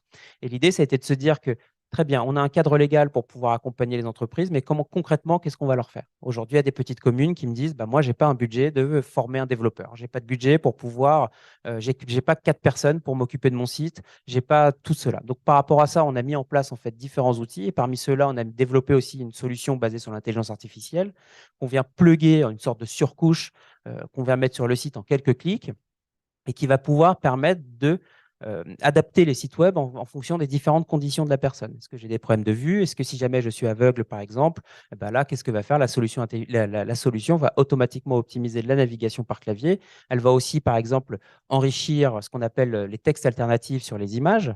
Si on reprend l'exemple de la personne aveugle qui vient, par exemple, se renseigner sur un programme dans un hôpital. L'hôpital met une image avec marqué campagne de vaccination, etc., de telle date à telle date. Le lecteur d'écran, lui, il ne va pas lire le site web avec les 2 yeux et un cerveau comme nous. Il va le lire qu'à travers le code. Donc, si jamais dans le code même, on ne va pas mettre les bonnes informations, la personne aveugle va complètement passer à côté de l'information de cette fameuse campagne et de ces opérations-là. Donc, c'est aussi comment optimiser tout cela. Donc, c'est à travers cette solution qu'on met en place très facilement et qui va permettre de faciliter. Mais ça, c'est une partie du chemin. Parce qu'en réalité, il faut aussi faire développer les consciences, il faut aussi développer les compétences. Donc, c'est pour ça aussi qu'on a aussi développé, et là, on ouvre aussi Accessiway Academy là-dessus, parce qu'il y a une vraie pénurie, et je suis ravi, et on pourra se parler après. Voilà, avec plaisir. Pour pouvoir aussi apporter et créer ces compétences, ces formations nécessaires, parce qu'il y a aujourd'hui beaucoup de développeurs beaucoup d'écoles déjà qui ne vont pas promouvoir l'accessibilité numérique parce que forcément, soit elles ne le connaissent pas, soit alors ce n'est pas quelque chose d'aussi évident pour elles, mais surtout de pouvoir développer, faciliter et que ça devienne quelque chose dans une transformation digitale tout à fait logique et assez évidente. En tout cas, voilà, je ne sais pas, désolé, je n'ai pas la chute la plus préparée, mais en tout cas, c'était important pour moi de pouvoir expliquer qu'aujourd'hui, il y a des solutions. Il y a des solutions qui sont en place, il y a des entreprises aussi pour vous accompagner, pour aider cet accompagnement pour les personnes handicapées. Et le handicap aussi ne s'arrête pas simplement dans le physique, il commence aussi, et parce que le digital est de plus en plus important, sur cette partie-là. Donc, c'est aussi important de penser à ça parce qu'il ne faut pas non plus les isoler. Et voilà, donc il y a des solutions. Merci beaucoup, Jerry. Et je vous invite à aller regarder notre site, le site de la CCDOM, qui a le plugin d'Accessiway et qui est donc accessible aux personnes en situation de handicap. Alors, il est 13h30. Il n'y a pas de souci. Il est 13h30, donc on va justement passer aux questions. On va essayer de faire bref parce que personnellement, j'ai faim. Est-ce que c'est accessible sur les applications qu'on peut mettre sur le téléphone? Vous savez, les applications comme MyMairie ou des choses comme ça. Alors, les téléphones, aujourd'hui, c'est une bonne solution en termes d'accessibilité numérique. Que ce soit Apple ou Android, ont énormément travaillé sur cela. Et aujourd'hui, beaucoup de personnes handicapées utilisent de plus en plus, préfèrent favoriser le téléphone qu'un ordinateur.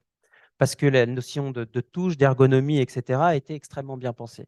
Maintenant, si jamais le développement ou si l'effort n'a pas été fait en amont, malgré tout ce qu'on peut faire par Apple ou les différents développeurs, il faut pouvoir toujours penser à la bonne connectivité et aussi penser à ce qu'on appelle l'ergonomie, l'UX ou l'UI, enfin, c'est vraiment l'ergonomie d'une application pour que celle-ci soit compréhensible, simple et facilement utilisable par n'importe quelle personne.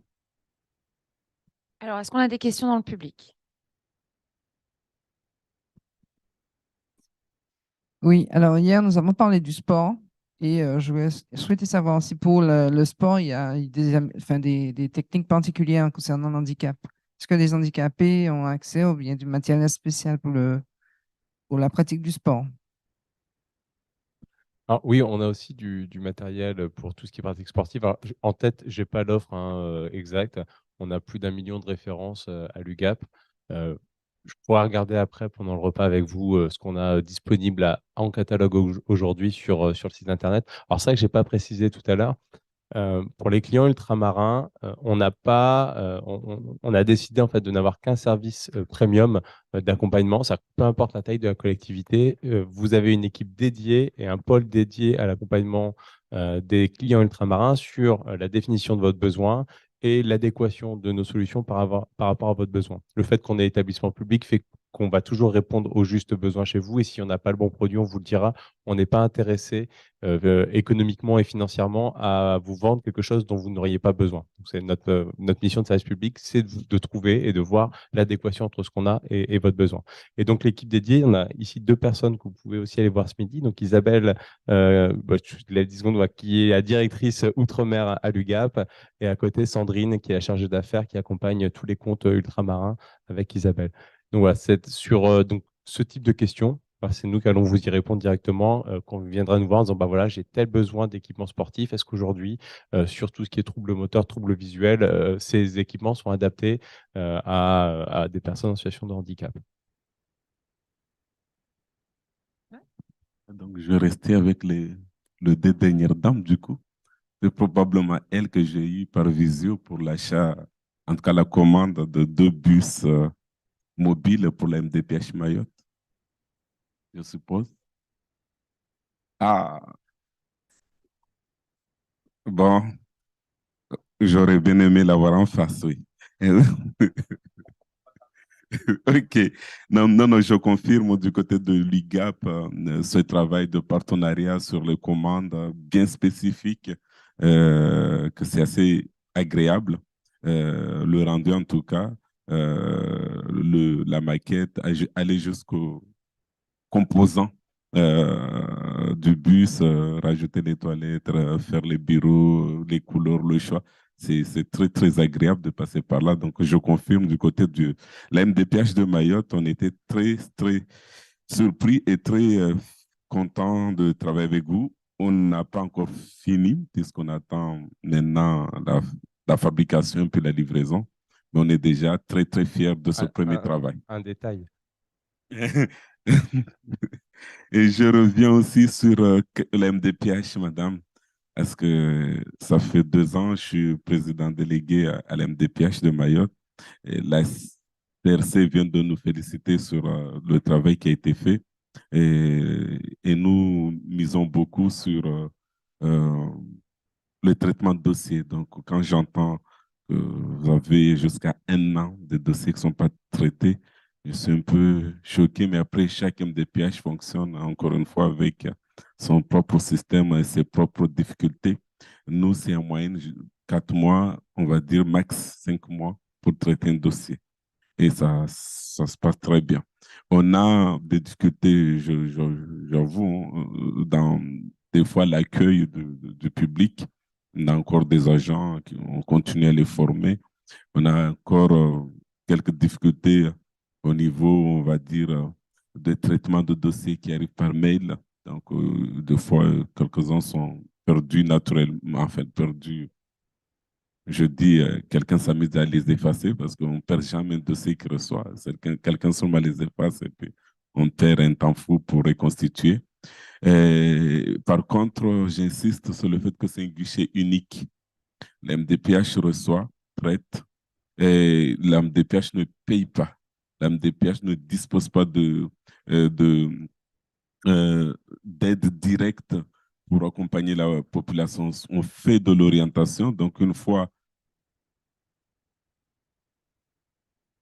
la décision prise, c'est orienté vers le CD, c'est orienté vers la CAF, nous, c'est la Caisse de sécurité sociale. Rectorat, vous avez parlé à un moment donné de problèmes de scolarisation, ce n'est pas l'MDPH qui est responsable de cette partie-là. Orienté vers des associations, celles qui, en tout cas, qui ont été retenues sur des appels à projets pour l'accompagnement des enfants en situation de handicap, orienté vers des CCAS quelquefois et des collectivités. Donc, il y a souvent aussi des amalgames sur cette partie-là. La MDPH, guichet unique, prenez un papier, et après le suivi de ces papiers se fait par d'autres prestataires donc, que j'ai nommés là. Donc, la scolarisation, la MDPH ne peut rien si le rectorat n'a pas de place ou n'ouvre pas de place. Par contre, on a l'obligation de sortir le document pour que l'enfant soit scolarisé. Donc, la MDPH, pour moi, on doit la connaître un peu plus parce que très, très peu de gens viennent aussi pour connaître et comprendre comment fonctionne une MDPH alors que nous avons besoin de la structure pour accompagner la population. Donc, le choix qu'on a fait à Mayotte, c'est n'engage que Mayotte, encore une fois, c'est de conventionner à 3 le département, la MDPH et les 17 CCS de Mayotte. Nous, on ne fait pas dans le choix de politique, dans le choix de couleur politique. Hein. On fait pour le territoire. Donc, 17 CCS de Mayotte, conventionné avec la MDPH, le CD, on pose ensemble notre partenariat. Chacun dit ce qu'il peut faire et comment on doit le faire. Donc, ça a beaucoup aidé dans nos travaux des uns et des autres. Et un dernier outil que j'ai beaucoup aimé, même si le conseil départemental de Mayotte a dû payer 1 million d'euros d'amende, alors qu'à la MDPH, on a été félicité parce qu'on avait surdépassé le taux de recrutement de personnes en situation de handicap. On est un peu plus de 25%. À OCD, c'est 0%. En interne, dans les 3000 salariés, ce n'est pas qu'il n'y a pas ces personnes, non. C'est juste qu'il n'y avait pas le service pour pousser les gens vers. Donc, toutes les collectivités de Mayotte ont pris une amende. Ce n'est pas que le conseil départemental, toutes les mairies de Mayotte. Du coup, ça a réveillé tous les élus de Mayotte Donc, on va aller de plus en plus sûrement vers cette zone de droit. Donc, des fois, la loi apporte bien des choses et facilite et accélère les choses. Ce cas-là, en tout cas, j'ai beaucoup apprécié. Et puis, la Croix-Rouge, dommage que nos intervenants ne restent pas, hein. Il faut qu'on arrive à leur dire de rester, et juste nous écouter, parce que nous, on les écoute, quoi. Sinon, il ne faut pas venir. Voilà. Donc, nous, on les écoute. Donc, et puis après, ils ne nous écoutent pas. Ils partent. C'est pas bon. Donc, la Croix-Rouge, tout ce qu'elle a dit.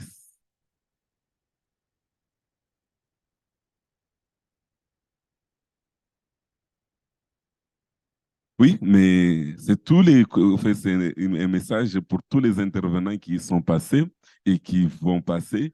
Ils passent, on les écoute. Nous, on a besoin aussi de leur parler. Donc, s'ils s'en vont et on ne peut pas leur parler, on est frustré.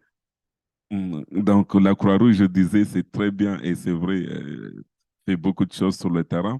Nous, en tout cas, du côté de Mayotte, on veut qu'il y ait un centre de formation Croix-Rouge Mayotte parce que nous payons beaucoup. On paye un peu plus de 3 millions d'euros à la Croix-Rouge nationale pour former les Maoris. Donc, l'inverse, ça nous reviendrait moins cher de payer juste les frais pédagogiques des formateurs, en gros, qui viendraient à Mayotte, au lieu aujourd'hui de payer les frais pédagogiques, les transports et l'installation de ces jeunes au niveau national. Donc, ce sont des messages que je répète, que je répéterai. Les centres de formation, on les veut chez nous. Au niveau national, ils ont déjà fait le job pour beaucoup de départements qui viennent en Outre-mer pour nous accompagner. Marhaba. Je vais répondre parce que alors, je pense pas avoir dit que c'est la MDPH qui a à la charge de tout. Ce que je dis, c'est que le premier point où un parent doit aller, c'est bien à la MDPH pour déposer le dossier. Et parfois, c'est compliqué parce que vous n'avez pas de médecin, les commissions ne se tiennent pas et ça met du temps. Et c'est ce qui arrive en Guyane. Maintenant, peut-être qu'à Mayotte, si ça met 3 mois, c'est génial. Sauf qu'à Mayotte, c'est une petite île. En termes de déplacement, oui, c'est pas très loin, je dirais ça comme ça. Non, non, mais quand vous avez des parents qui ont des enfants handicapés, qui ont été détectés à l'école pour le coup, et qui vont devoir descendre, donc ils sont sur une zone où il faut prendre la pirogue. Demandez à votre voisin de droite et il va vous expliquer. Prendre ensuite un bus ou un taxi collectif, faire 250 km pour aller déposer le dossier à la MDPH, mais il ne pourra pas remonter le même jour parce que pareil, donc il faut qu'il trouve un moyen pour dormir sur Cayenne, revenir. Il y a des difficultés et il n'y a pas aujourd'hui, toutes les MDPH ne sont pas organisées de la même manière. Et donc, ce que vous avez fait, il faudrait peut-être que d'autres s'inspirent, c'est ce qu'on dit.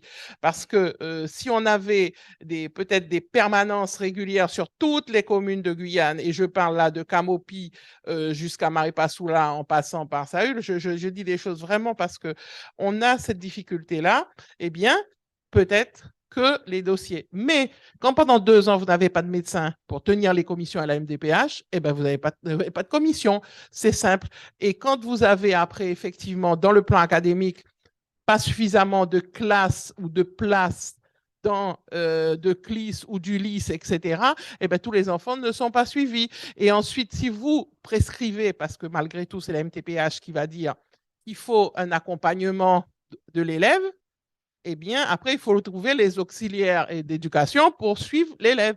Et d'accord, c'est un travail collectif de toute manière, mais ça passe en premier par la MDPH et après, chacun a son rôle. Mais s'il y a un dysfonctionnement au fur et à mesure, vous comprenez bien qu'à l'arrivée, l'enfant qui a été signalé en cycle 1, je dirais en moyenne section par exemple, on constate qu'il ne s'exprime pas du tout.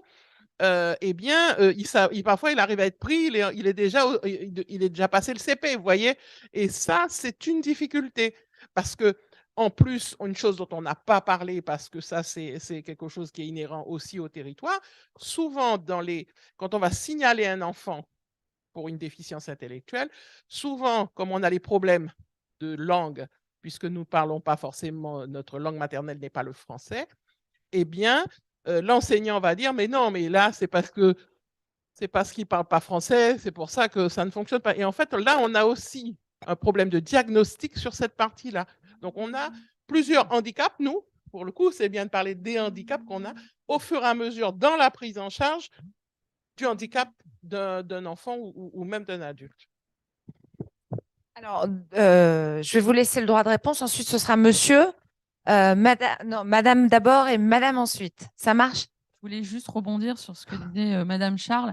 C'est aussi une histoire de représentation des handicaps.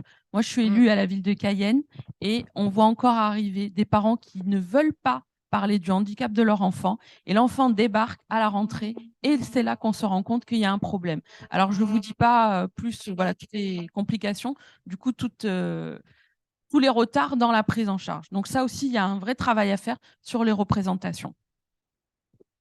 Alors, je disais juste, c'est une question de priorité. Moi, en tant qu'élu, en tant que président délégué, je suis arrivé, notre MDPH avait connu de gros soucis. 2018, 2019, le GIP était en difficulté, greffe sur greffe. 3 directeurs sont partis en moins de 3 mois. Donc, je suis arrivé, on a fait un choix.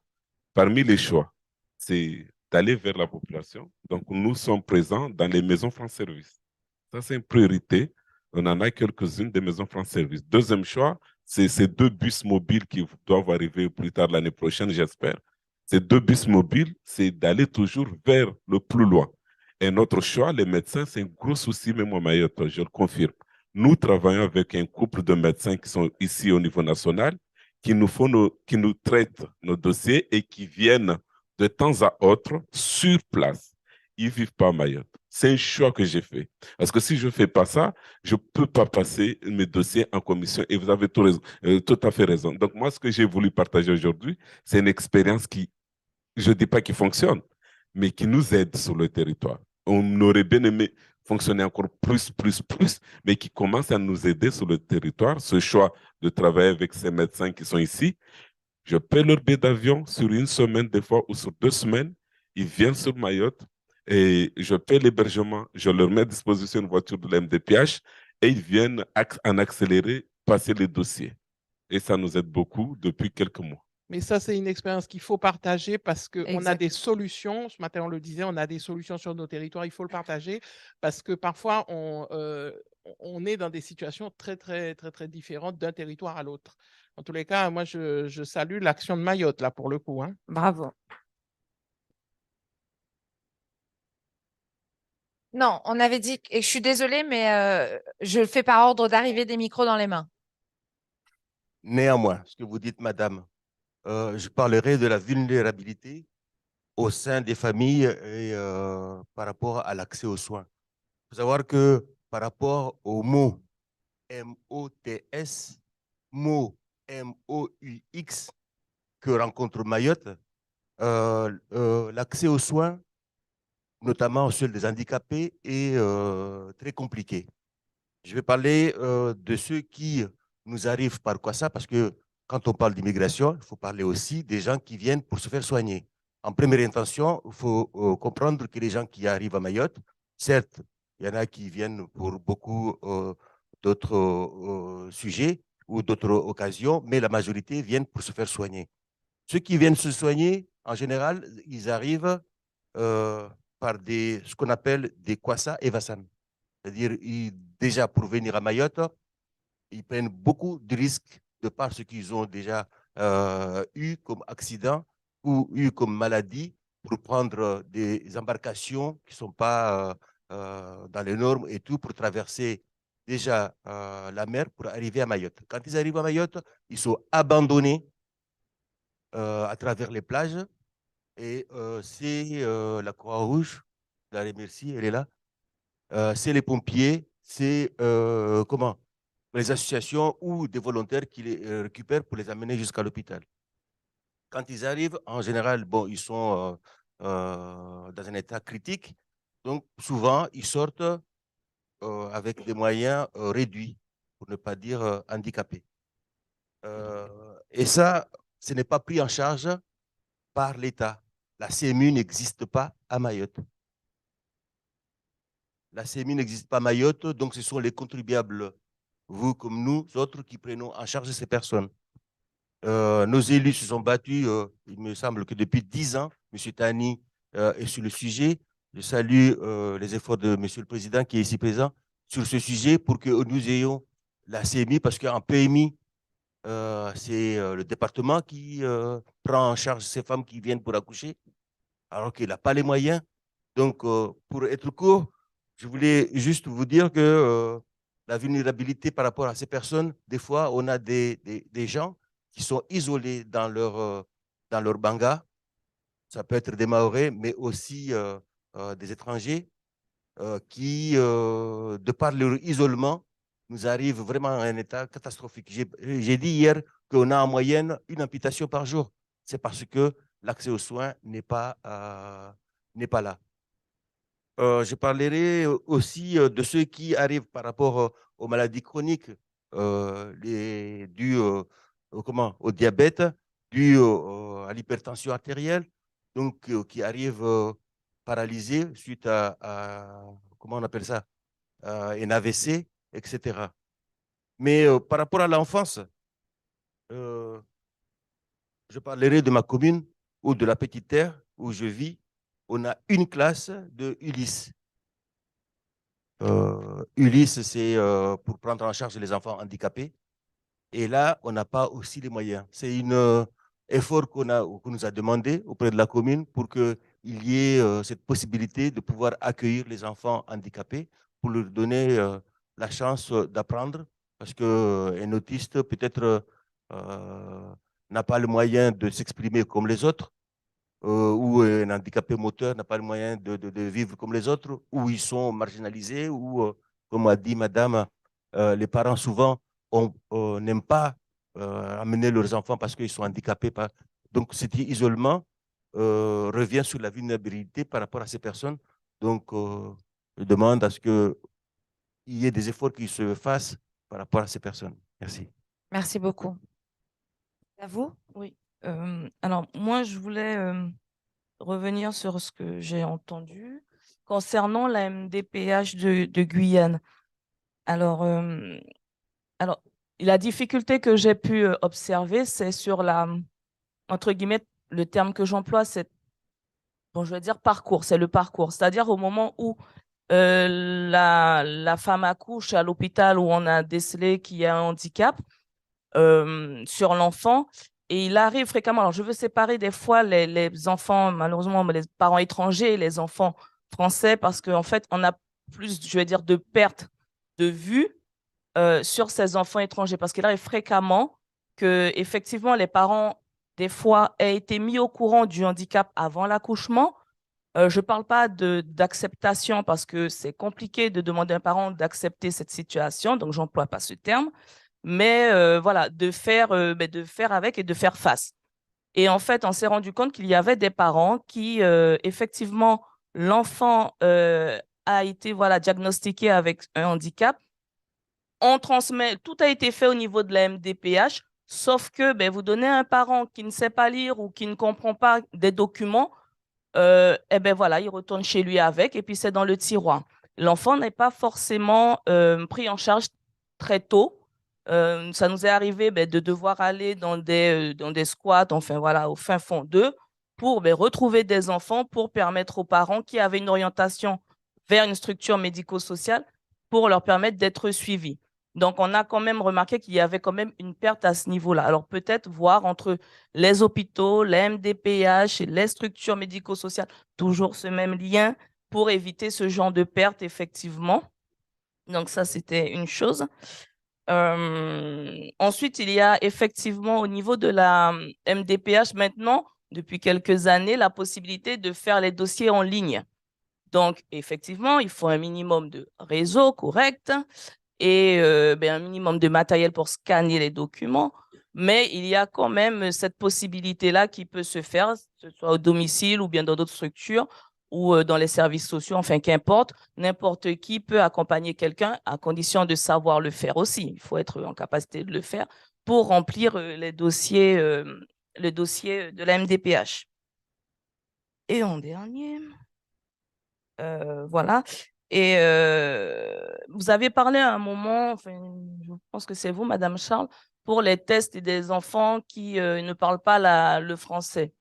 Ben, effectivement, on pourra avoir assisté à des commissions à la MDPH, c'est totalement faussé sur les diagnostics, puisque ce sont des enfants, certains primo-arrivants, qui ne parlent pas un mot. Ça ne veut pas dire qu'ils sont bêtes ou qu'ils ne comprennent rien, mais en fait, effectivement, ils ne comprennent pas la langue. Donc, quand on leur fait passer un test et puis on finit par dire ben, c'est un enfant qui a une déficience, pas forcément. C'est juste peut-être qu'il n'a pas compris ce qui était écrit et ce qu'on lui demandait. Donc, on s'est rendu compte que ben, il y avait cette partie aussi, mais ils étaient quand même assez fréquents quand même à passer en commission. Et enfin, ben, effectivement, donc pour les permanences de la MDPH, ben, la commune de Roura, ben, depuis peu, effectivement, a passé convention et la MDPH interviendra pour accompagner, informer les familles, effectivement, sur les droits et l'élaboration des dossiers pour voilà, les personnes qui sont en demande et le plus en difficulté. Voilà. Merci beaucoup. On prend une dernière question, Rodolphe? Oui, alors c'est pareil une question, c'était aussi pour rebondir un peu sur ce que Madame vient de dire et ce que Madame Charles a dit. Je pense aussi que du coup, en effet, le numérique, bon, je prêche un peu ma paroisse, mais le numérique peut, je pense, aider en partie. Alors non, mais je comprends, je sais qu'il y a le côté, le fleuve, le bus, etc. Mais je pense que si au moins on peut réussir à faire que, peut-être pas tous, mais 50%, 60% arrivent à passer par cette autre possibilité qui serait donc de remplir en ligne avec un téléphone, parce que scanner en fait avec une photo, ça marche aussi bien maintenant avec les téléphones qu'on a. Donc en fait, je pense que ça peut être aussi une solution et qu'en tout cas, on peut le creuser, on peut discuter. Alors, c'est une excellente solution. Je vais demander aux Guyanais qui sont dans la salle, ceux qui sont d'Apatou, j'ai Mana, Saint-Laurent. Quelle est la connexion? Est-ce qu'on est... Alors, on envoie les fusées, hein? C'est nous. OK? Nous, on envoie les fusées, mais on a la couverture la plus pourrie des territoires, en téléphonie, je parle. Non, mais certains collègues ont expérimenté, ils ont bien vu. On a sur le territoire Internet, pas forcément, on n'a pas la fibre partout. Et même quand on a parfois pas d'électricité, donc c'est compliqué aussi. Donc, vous demandez à des gens qui ne savent. En plus, hier, on a parlé d'illettrisme. Donc, je ne vous dis même pas que les gens, là, on a un pourcentage d'illettrisme sur le territoire qui dépasse les 50%. Donc, c'est très, très, très compliqué de faire des gens qui ne savent pas lire sur un territoire où on n'a pas forcément le téléphone, où on n'a pas forcément Internet, d'aller remplir des dossiers. Et madame qui est à Roura dit, là, elle a eu la permanence. Roura, c'est à 20 km de Cayenne, à peu près.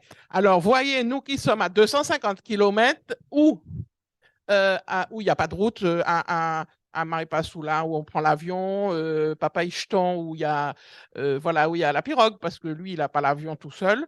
Voilà, Grand Senti, où on a l'avion ou la pirogue, etc. Pour nous, c'est très, très compliqué parce que les distances sont grandes et que, effectivement, la couverture numérique n'est pas bonne. Et ça, c'est un sujet. Si on avait la couverture numérique, ça aurait été facilitant. Il faut être clair. Maintenant, on a des maisons France Service qui se sont mises. Donc, j'ai entendu qu'il y avait des permanences France Service. Je pense que c'est ça aussi qu'il faut demander. Peut-être pour que dans les permanences France Service, on puisse avoir ça. Mais moi, je pense que l'accès aux soins, c'est une chose. Mais je pense que les personnes handicapées ont vraiment encore plus de difficultés parce que il y a cette partie de dire ça. Et puis, on a une déperdition, j'ai oublié de le dire, des enfants.